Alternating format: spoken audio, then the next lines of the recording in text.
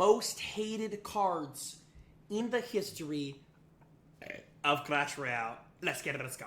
For every beloved Clash Royale card, there's one that's hated by almost everyone. Mega Knight, Elite Barbarians, Boss Bandit. I'm just spitballing here. There's like 20. So starting out with one of the most evil cards in the game, the Mega... What did I say? What did I say? What did I say? Knight. Despite being a staple in countless decks, the Mega Knight is well known for being overpowered, frustrating, and the nightmare of mid-ladder players. No. The reason why people don't like Mega Knight is because it takes 4 brain cells to use, bro. The literal design of the card is just to slap it on top of anything. That's the whole point.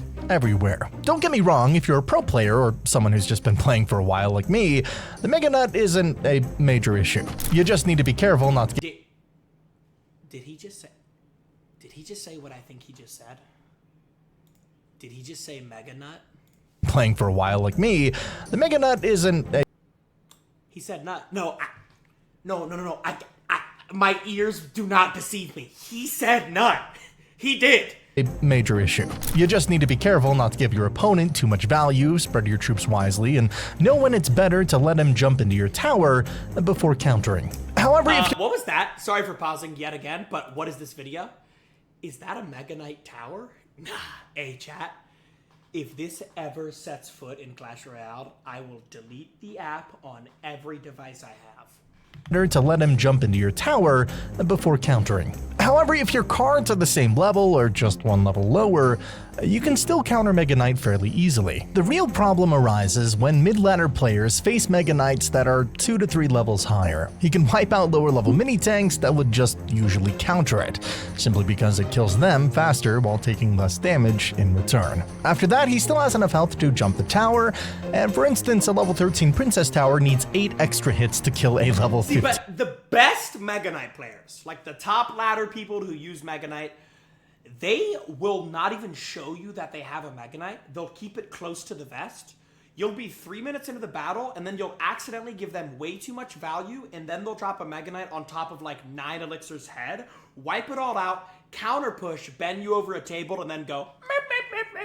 Those are the best Mega Knight players. They don't just spam the Mega Knight. They wait until they get one really valuable Mega Knight, and then they win off the counter push, because it's so overwhelming when you're down elixir. Mega Knight. All right, that was the last pause. If you're in the Twitch chat or if you're in the YouTube comments when this video gets posted later today, counting the pauses, you are... I'm a positive peace journey today. It's Thanksgiving. Stop counting the pauses. It's annoying. A full 6.4 seconds. This is just another reason why the Mega Knight stands out when overleveled. I've been reading through countless Reddit posts, and one thing everyone is saying is that Mega Knight is in 90% of decks. Cap. Mega Knight is in...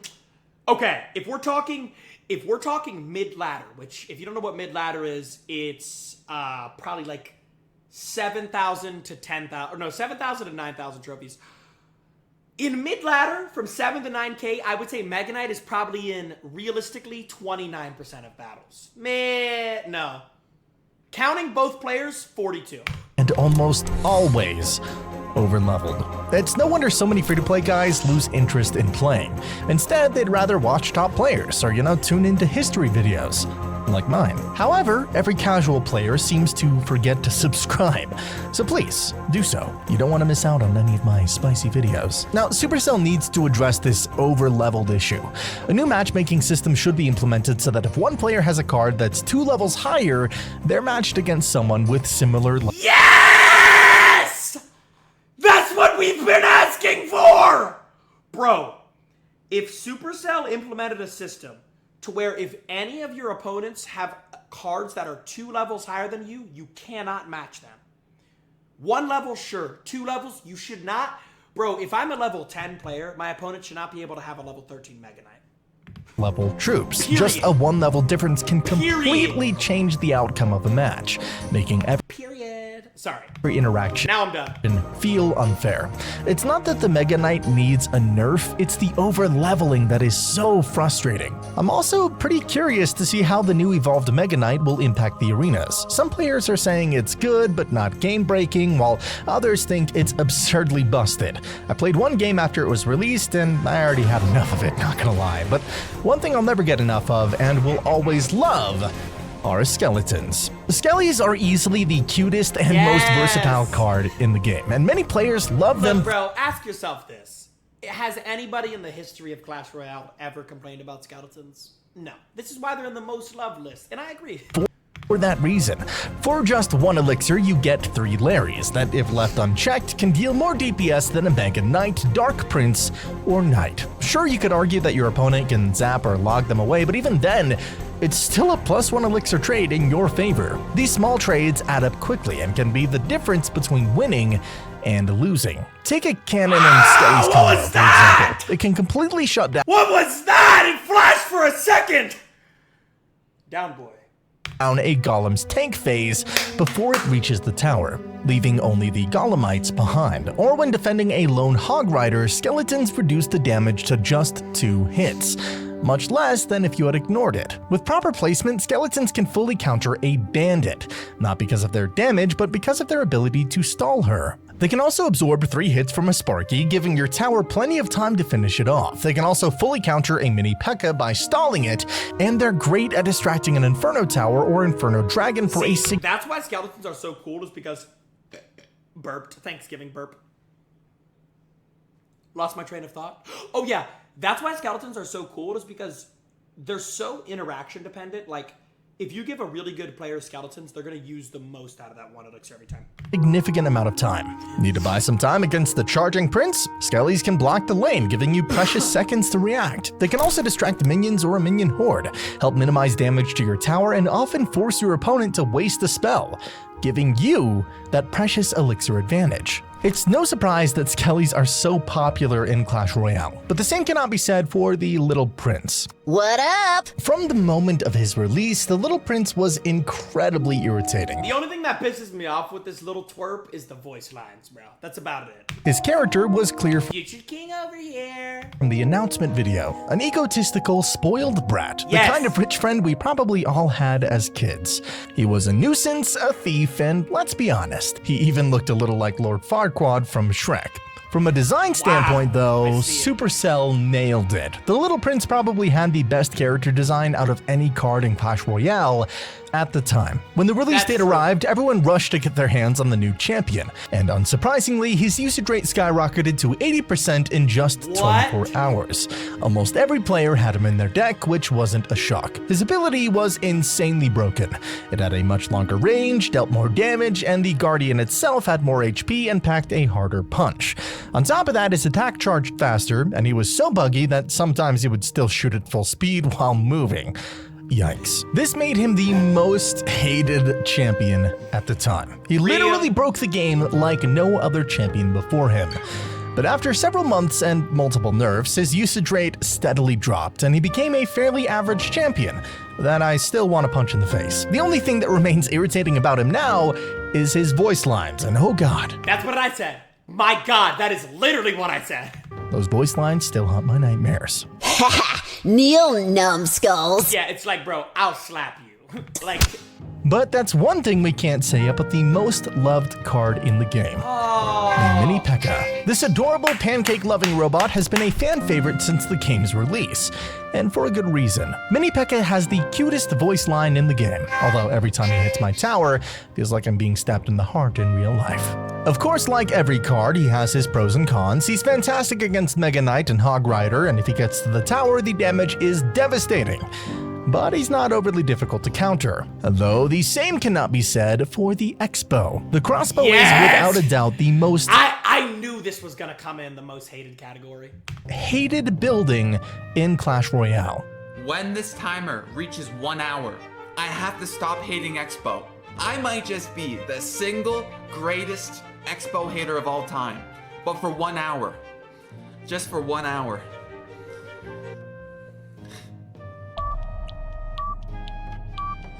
The problem is that every game lasts 6 minutes, and 99% of Expo players get one lock for about 500 damage, then play defensive for the rest of the match Yes. while chucking rockets at your tower in triple elixir. Like 2.6 Hog Cycle, Expo is frustrating because of how passive the gameplay can be, as long as the player is skilled. Once the Expo player or Hog player gets a 500 to 1000 damage lead, they just defend. Now, I'll just say the most relatable thing ever as to why this card is so hated. They go Expo, first play of the game. Your tank is nowhere in your starting hand. You don't have a tank. The Expo locks on the tower, does 1000 damage, and then they just sit back and defend with E-Spirits, Teslas, Evo Teslas, Logs, Archers, Knights, Skeletons. Bada bing, bada boom, and then if they need to, they just fireball your tower and triple elixir, and you have no way of punishing them. That's why, like, if I saw an Expo player in real life, okay, well, shout out Expo. The entirety of the match, occasionally getting No. Honestly, no. Take that back. Don't shout out Expo. damage with I hate Expo. fireball or log. Icepo's even worse. I've seen Icepo players defend the whole game. Also, bro, Expo players, you're a different breed of human being. Like, you literally get on Clash Royale. They're the only players like this.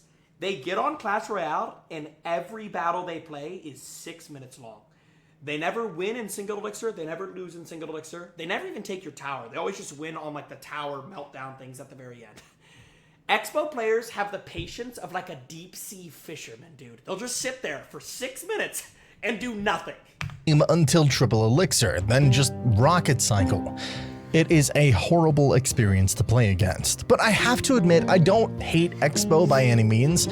I just don't enjoy how long and boring the games can get. That said, I understand that playing Expo requires a lot of skill against many decks. It's not just about spamming Expo, it's about knowing when to switch lanes, knowing your opponent's elixir, and timing everything perfectly. So no hate towards those who play it, I just, personally don't like it.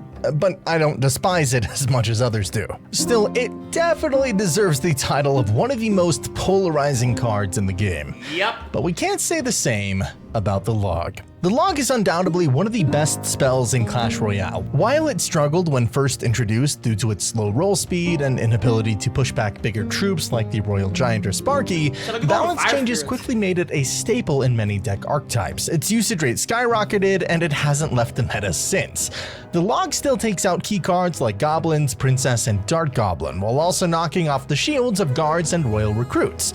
Not sure, arrows can take out archers, bomber, or firecracker, which the Log can't, but arrows are much harder to cycle effectively, and that can be a game changer. The Log's knockback is also a huge advantage, as it resets targeting and disrupts momentum, making it incredibly versatile. It checks every box for what you want in a small spell, and something catastrophic would have to happen for it to lose its spot as the best spell in the game.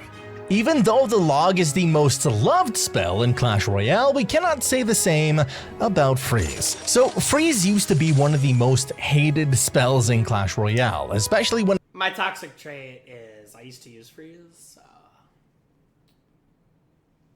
it had double duration back in 2016. Thankfully, that was nerfed over time, and while Freeze isn't nearly as Holy terrible arrows. powerful as it once was, Is this dude using Expo Balloon, by the way? This is like a first month of the game deck. it still has that annoying aura around it. But does it need a nerf? Well, absolutely not. Is it annoying? Yes. Overpowered? No. It's a below average card, as it should be. Just because a card is annoying doesn't mean it deserves a nerf. Freeze is a high-risk, high-reward card that's not hard to counter if you play your cards. The thing is about Freeze, though, there's certain scenarios where you just have complete and utter helplessness. Like, if you're playing a Lumber Loon player and, like, you only have, like, one air card in your deck, and it's, like, the last push of the game and you have, like, 500 health on your tower, you can put your Musketeer down, you can put your Witch down, you can put whatever you want down. They're just gonna freeze it. It's like a feeling of helplessness, bro. Right. There's a reason it only has a 3% usage rate in the current meta. But I will say this, Freeze is a bad spell. In the last 20 seconds of a game, it's probably the best spell in the game. Because you can get guaranteed damage, and they can't counter push you because there's no time left. In the last push of the game, it's probably the best spell. Speaking of freezing, there's another card that freezes troops and is actually one of the most loved. The Ice Spirit. Ice Spirit is easily one of the most versatile cards in the game, and it can be the difference between winning and losing a match. A perfectly placed Ice Spirit can be a game changer. Many players debate whether Ice Spirit or Electro Spirit. Why does he do that little emote when he's jumping? Is better, but it really depends on the meta and which decks you face most often. For example, Ice Spirit is significantly worse against the graveyard, so having Electro Spirit in your deck can make it much easier to win those matchups. However, Electro Spirit can activate your opponent's King Tower, which can be a huge disadvantage against many decks. This makes Ice Spirit a safer, more reliable option in many situations. Based on stats, the Electro Spirit seems to perform slightly better. Yeah, I think Electro Spirit is better than the Ice Spirit at literally everything besides obviously activating King. I think it's better at everything else. It has the same usage rate as Ice Spirit at 11%, but a slightly higher win rate at 53%. Despite that, Ice Spirit still holds a special place in my heart, and always will. But there's one card I will never hold close, and that is the Firecracker. Firecracker. I think I just exploded on myself. Bro, that was so random. I'm pretty sure I just exploded on myself. That literally, chat, that came out of nowhere, right? Bro, that literally came out of nowhere. That was so random. Has been the most irritating card since its introduction in 2020. It used to have an even bigger recoil, so much so that Firecracker could literally counter the bowler. So imagine that. Dude, on top of that, it always meant if I played the game while that interaction was around, with considering how much I already despise the Firecracker, I would have quit. If that interaction was happening. Just to get chip damage on the tower, no matter what you do, even if you predict it perfectly, it somehow finds its way there. This makes it incredibly annoying. She used to shoot faster, look at that. To deal with, especially if you don't have arrows in your deck. This actually made me think. Firecracker is a 3-cost common card with a unique recoil mechanic and enough health to survive the log. Yet a Dart Goblin, a rare card, dies to the log. That just doesn't seem fair. Maybe buffing the Firecracker's attack speed or giving it slightly more damage, but making it die to the log would make it a more balanced and less annoying card. Maybe it's just me, but if Princess dies to the log, Firecracker should too. Okay, enough about her. I'm getting a little worked up. Time to move on to my beloved Dark Prince. Dark Prince has always been such a fun card to play, especially when paired with his brother, the Prince. Where does he get this art from? Down boy. Where does he get it from, bro? Back in 2016, combining them with PEKKA used to be one of the most overpowered strategies, and players loved it. Dark Prince's splash damage has always been incredibly useful no matter the meta. He's solid against Graveyard, Goblin Drill, or stopping big pushes with troops behind a tank. Plus, I love his muffled voice. It gives him this aura of mystery that makes me like him even more. But what really frustrates me is that a few months ago, both Ram Rider and Prince received a buff, making them charge faster. The Prince's charge activates at 2 tiles, while Dark Prince's charge activates at 3.5. That's a 75% He said 3.5? 3.5 just to hear me sleep. Lower charge speed. Why, Supercell? Show my boy some love. They're brothers. They've got the same genes. I'm getting upset. Yeah, what? All right, let's move on to Graveyard. Graveyard is, without a doubt, the most infuriating archetype in Clash Royale. Its overly defensive nature and ability to counter push from almost anything make it painful to strongly disagree. Face. Let's start with defense. Graveyard decks can easily defend with a simple building, tornado, and a splash card, making it nearly impossible to break through if your opponent knows what they're doing. Then there's the graveyard itself. For just 5 elixir, it's extremely hard to stop unless you have a specific hard counter. Graveyard always seems to find damage and can never be fully shut down, let alone punished, due to the infuriating Okay, that might have been the cleanest King Tower activation I've ever seen in my life. Let's rewind that. specific hard counter. Whoever that guy is a top 20, maybe 50 player. Graveyard always seems to find Look at this activation. damage and can never be fully shut down, let Holy timing. You realize how hard it is to time that? alone punished, due to the infuriating defense that comes with these decks. It's like the Expo in the sense that it's a lockdown defense deck, but at least Expo requires a solid lock onto the tower. Graveyard, on the other hand, guarantees damage because the RNG of the Skellies is so freaking dumb. Despite my dislike for the graveyard, there is one card that counters it pretty well when placed behind the King Tower, the Dart Goblin. Dart Goblin is beloved by many a Clash Royale player. Who? Show me one. I absolutely despise him. He lives in my nightmares. The Dart Goblin's the worst card ever. Especially for his unpredictable nature. He can sometimes dodge spells or even switch lanes thanks Like, look at what he just did there. He just swerved away from a prince. to his long attack range. He was underestimated in the early days of Clash Royale, with many players doubting his ability to, well, ever dominate the meta. However, his history has proven otherwise. Time and time again, Dart Goblin has climbed to the top, proving his worth and cementing his spot as one of the best cards in the game. Yep. But these days, I think he deserves a bit more. I don't see or hear people talking about him nearly as much as they used to.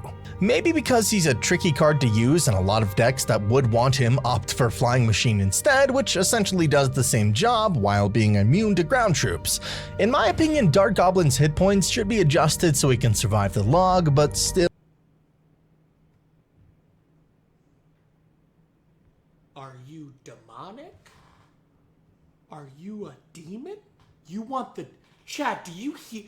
He wants the Dart Goblin to survive a log? It's already doing fine, brother. Trust. Still die to arrows and make him less vulnerable to getting easily wiped out for a positive elixir trade. Of course, if they did buff What are you saying? He gets a positive elixir trade every time you put him down.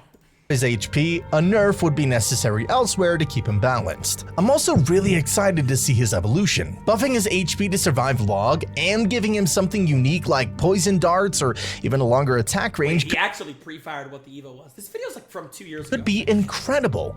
Honestly, I believe cards like Dart Goblin should get evolutions first, not PEKKA. What was that up? Nah, hey.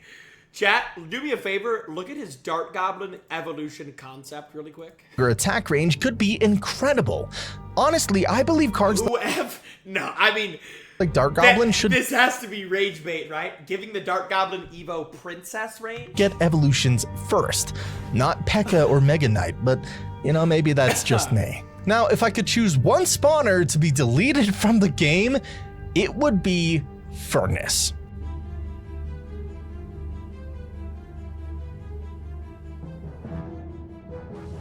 Huge damage on the left.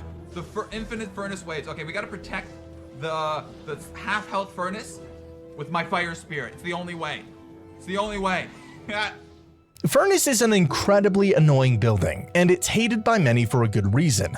If left unchecked, it gets insane value as those fire spirits deal some massive damage. You're forced to respond every time, either by playing a card or building up a big push. Don't get me wrong, I actually love the fire spirit itself, and I used to adore the old trio of 2 elixir fire spirits. What type of Clash Royale is this? Is he playing like evil Clash? The P.E.K.Ka's red, the Furnace is spawning 100 fire spirits?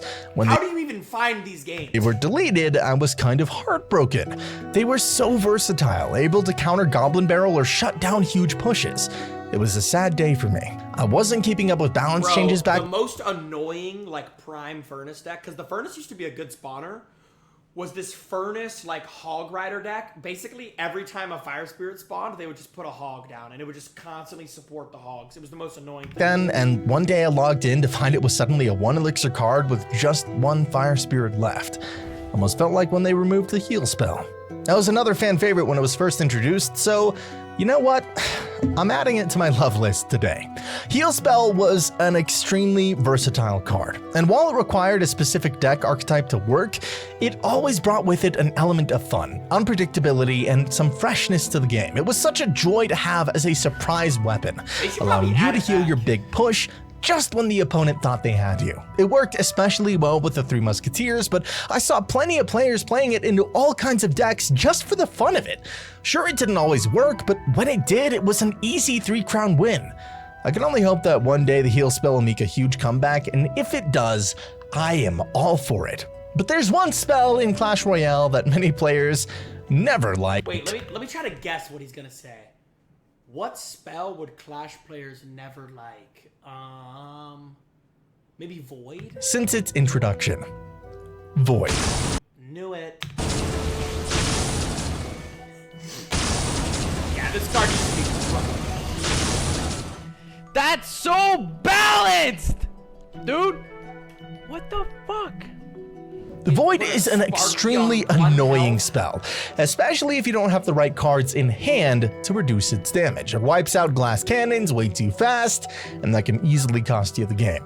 When it first launched, the hit was almost instantaneous, so even if you tried to protect your troop afterward, it was already as good as dead. Plus, you just wasted your elixir.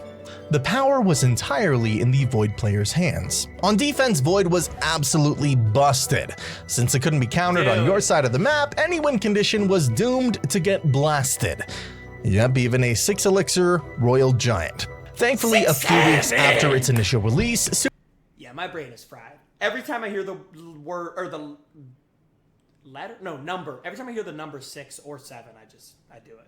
I'm done, chat. Supercell toned down the damage, limited it to one target, and added a slightly longer delay before the first hit. Today, Void is nowhere near as broken as it once was, but it's still in the annoying or hated category. On the other hand, many players adore the Bomber. Bomber is one of the best single elixir defensive cards This is fair. He's so cute, bro. In the game.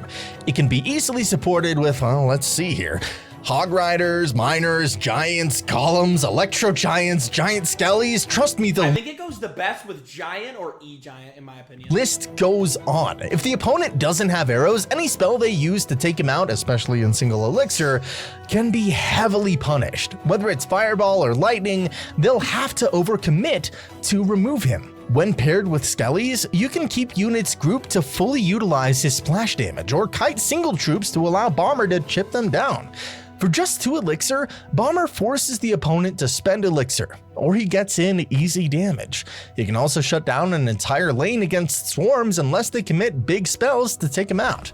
A solid card, through and through. That's why many players love him, and his evolved version is practically another win condition, which can be annoying. To keep him in the love category though, I think his regular version deserves to stay. But one win condition that doesn't belong in the loved list is the Hog Rider. So, this is a hard one. Let me explain. Hog Rider has had the what the hell? What was that? highest use rate of any win condition on the ladder, consistently throughout the game's life cycle, nearly 8 years straight. In some parts of the ladder, Wait, through 8 years, it's the highest used win condition ever? usage rates may even approach 50%. People are simply tired of it. It's boring when out of 115 cards, the same one has been overplayed for almost a decade. Basically, Hog Rider was one of the first major win conditions in the game, so everyone spammed it, and it became the staple of the most annoying archetypes in Clash Royale. Fast cycle. At higher levels, Hog Rider isn't as common, but at lower and mid level, Bro, I think Hog Rider is like sort of what created the whole point of cycling, you know? Because like Hog Rider created the cycling concept in Clash. Because you would put a hog down, your opponent would put down a building, and then it would be your responsibility to have a deck that's cheap enough to where you can outcycle their building, so they have to put out a poorer response, and then you get a hit, you know? you see it in almost every other game. Combine that with the frustration of fast cycle decks, and it's easy to get sick of Hog Rider pretty quickly. It's also one of the first cards you have to build against, and if you haven't leveled up a good counter for it yet, you're in for a rough time. That said, I have to admit, I used to be a Hog 2.6 player. I know at first glance it may seem like it's just about cycling Hog Rider and winning, but honestly it's way more complicated than that. Actually requires precise cannon and musketeer placement, effective use of Ice Spirit, knowing where to place skellies to avoid log or zap, and learning tons of subtle interactions. If you're interested in seeing how insane this deck can be, check out Oyasu, the best Hog 2.6 player around. His videos have millions of views for a reason. They showcase the incredible skill required to master this deck. Now, let's switch gears and talk about the lovely Heal Spirit. So Heal Spirit is definitely the weakest spirit as of making He is pretty cute though. this video, but that wasn't always the case. Players used to adore this card just a few years ago because it healed more and had a bigger healing radius, making it not only the most broken spirit, but arguably the most broken card in the game at one point. It even reached the top spot as the most used card. Unfortunately, over time, Supercell nerfed this little guy into oblivion and eventually faded into obscurity. That's why I think it's time for a buff. Something like maybe a small increase to its healing area to make it more viable once again. On top of that, the Heal Spirit is one of those cards that would make a perfect candidate for an evolution. Imagine if after using a Heal Spirit twice, it evolved into a heal spell that you could just place anywhere on the map. That would bring back so much nostalgia from the days when the heal spell was in the game, and I am 100% here for it. What I'm definitely not here for, though, is the Elixir Golem. Elixir Golem used to be absolutely broken at its release, quickly earning a reputation as a low-skill, hated, and annoying card. All for good reason. Back then, it didn't give you any elixir until its blob stage, making it incredibly hard to counter. By the time you got your elixir back, you'd already spent everything defending. Supercell later changed this with a balance update that gave elixir after each stage, making the card a bit easier to deal with. But even now, it's the least skillful deck in the game. E-Golem decks take almost zero micro skill, like knowing card placements or specific interactions. They don't need much macro skill either. Dude, I think the only deck that takes less skill than Elixir Golem is probably Royal Recruits, bro. Because like with E-Golem, you can do some pretty nasty stuff with like tornadoes. I just think with Recruits, you just do like the same 2 or 3 plays over and over. Like elixir management or timing your tanks. E-Golem is so cheap that you can't punish it like you do with Lava Hound or Golem. There's also almost no outplay potential if you're facing a counter deck. E-Golem players don't even need matchup knowledge because the strategy never changes. It's the same healer and Electro. I played a dude the other day, like in the morning, which I don't even know why I play Clash in the morning. It just ruins my entire day. He was using Elixir Golem, Healer, Mirror, and like his pushes never died because he'd have 2 healers going, and then his Evo E-Dragon was going, like, and he just killed everything. I was like, all right, I'm signing out. You got it, big dog. Dragon push over I couldn't and over. kill it. I couldn't get rid of it. The deck also relies heavily on your opponent having a bad starting hand or a bad matchup. But let's talk about a golem that is loved by players. The Ice Golem. Ice Golem has always been an amazing, versatile, and beloved card. Since the early days the Ice Golem used to be broken, by the way, like incredibly good. of Clash Royale. Back in the day, if you had no answer to a supporting unit, your opponent had outplayed you, and your tower was doomed. Now, all you have to do is drop an Ice Golem in the opposite lane, defend what's going on your tower, and then deal with the other unit later. This fundamentally changed how beatdown matchups were played. Ice Golem is a perfect example of a low-cost card that adds immense strategic depth to the game, and it's easy to see why players loved it. Ice Loon. Ice Loon. The Infernal Dragon distraction to the right lane for the true win condition on the left lane. Because he knows he can't stop that Ice Golem, so he's not going to play anything for it. Because that is the true win con, guys. Look at this. Boom. His tower is basically gone. His tower practically gone. Speaking of Elixir, the Ice Golem only costs 2. So if we look at the raw stats, the only troops that notably outclass it in health for 4 Elixir or less are Knight, Valkyrie, and Dark Prince. That's it. These cards are up to double the cost. The Ice Golem's health per elixir at max level is 872. With this much health, Ice Golem also serves as a great mini tank in decks like Hog, adding an extra 1,750 HP to your push. For 2 elixir, I can never get over that. Now, we've discussed all of this without even touching on the Ice Golem's most unique feature. It's Death Nova. When it dies, this ability applies a 35% slow to all units for 1 second. Yeah, what language is that? Ali? What did he say? He applies a 35%. Yeah, what language is that? Ayi? Anybody know? 6-9? I did not pause 69 times.